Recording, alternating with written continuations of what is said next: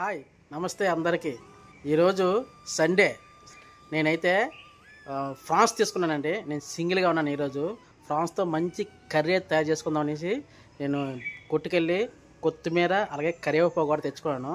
రొయ్యలు అయితే ఇందాక ఇంటికి వచ్చాయి. కేజీకి తక్కువ, 30 కేజీకి ఎక్కువ ఉంటాయి. అవి కూడా తెచ్చిన ఆవిడే మనకి చేసి ఇచ్చేసింది అన్నమాట రొయ్యలు అయితే. కానీ వాళ్ళు చేసిన ఏంటంటే పై తొక్క మాత్రం మనకి తీసిచ్చారు. కానీ ఇందులో మనకి నరం ఒకటి ఉంటుందండి. ఈ నరాన్ని జాగ్రత్తగా క్లీన్ చేసుకోవాలి. వాళ్ళు చేయరు, వాళ్ళకి ఏమవుతుంది ఇక మనం చేస్తాం. ఈ చూడండి, ఈ దీనికి నరాలు ఉంటాయి చూడండి, లోపల నరం తీసుకోవాలి. ఇదిగోండి, ఇది మెయిన్.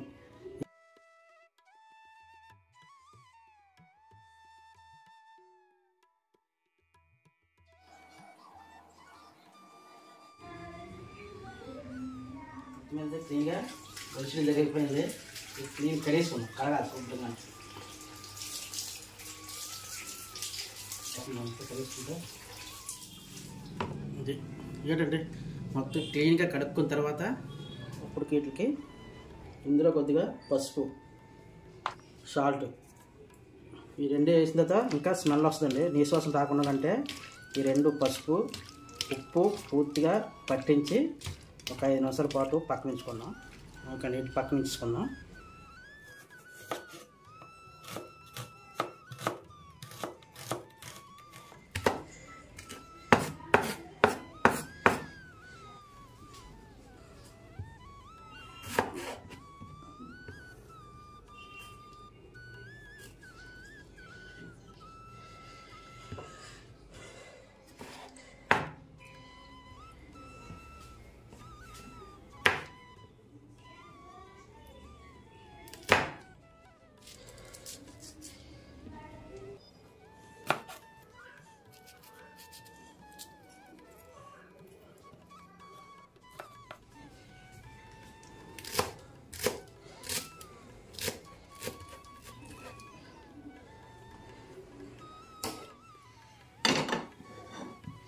ఇప్పుడు తగినంత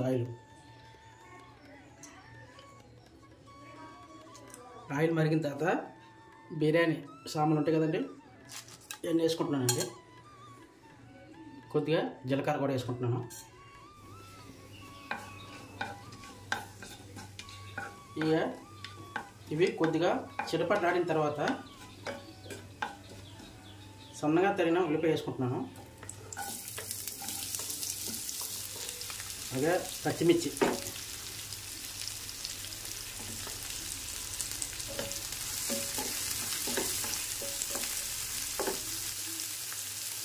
కొద్దిగా సాల్ట్ వేసుకుంటే ఉల్లిపాయ త్వరగా వేగుతుంది అన్నమాట.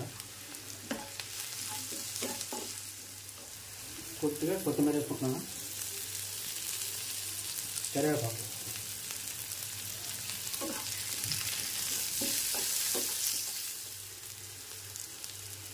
పసుపు వేసుకుంటానండి. పసుపు,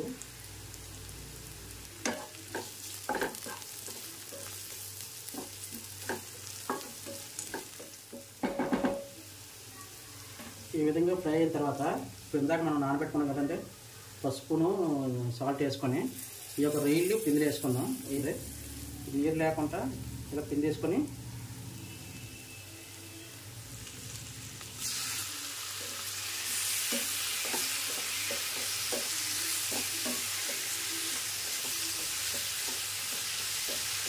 రొయ్యలో ఎక్కువ వాటర్ ఉంటుందండి. వాటర్ కొంచెం పైకి వచ్చిన వరకు ఇలా వేగించుకోవాలి. ఒక 2 నిమిషాలు మూత పెట్టుకుందాం. చూడండి వాటర్ ఎలా వచ్చిందో. వాటర్ మళ్ళీ ఇంకిపోవాలి.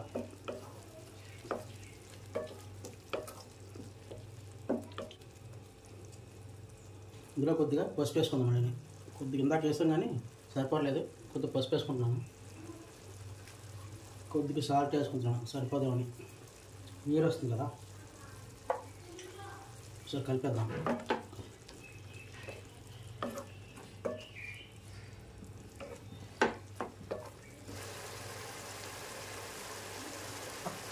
అలాగే కట్ చేసుకుని టమాటా వేసుకుంటున్నాను. ఇవి కూడా బాగా మగ్గించుకోవాలి.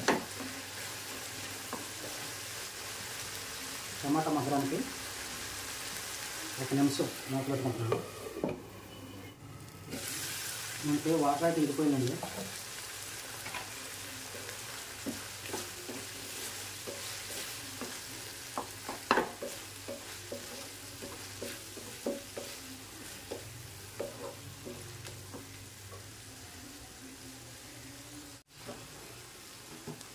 కారం వేసుకున్నాను. కారం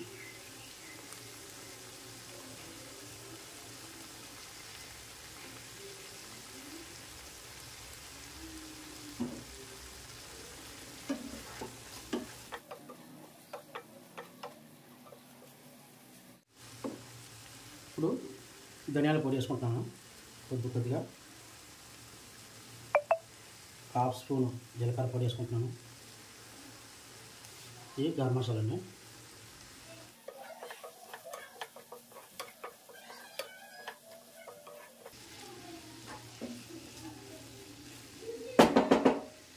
ఒక 2 నిమిషాలు మూత పెట్టుకుంటున్నాను. చూడండి మంచిగా అయితే ఆయిల్ పైకి తేలింది.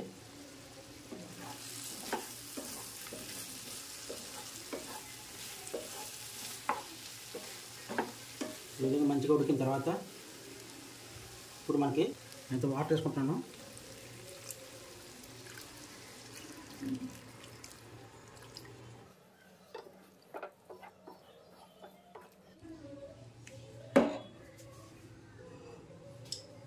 మళ్ళీ మూత పెట్టుకుందాం. ఓకే ఫ్రెండ్స్, ఫైనల్గా అయితే మనకి కర్రీ అయితే రెడీ అయిపోయింది. చూసారా, ఆయిల్ మొత్తం అయితే పైకి తేలిపోయింది. ఇప్పుడు ఫైనల్గా మనం ఫినిషింగ్ టచ్ కొత్తిమీర జల్లుకుందాం.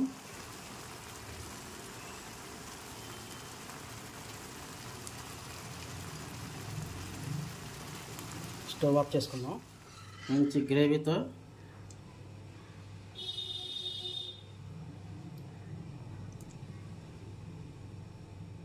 మన కర్రీ అయితే రెడీ అయిపోయింది.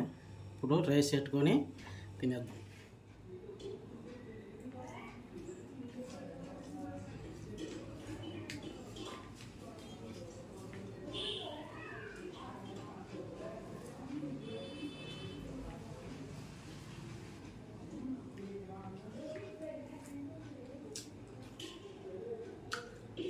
ఏం టేస్ట్ ఉందండి. అబ్బబ్బబ్బబ్బా,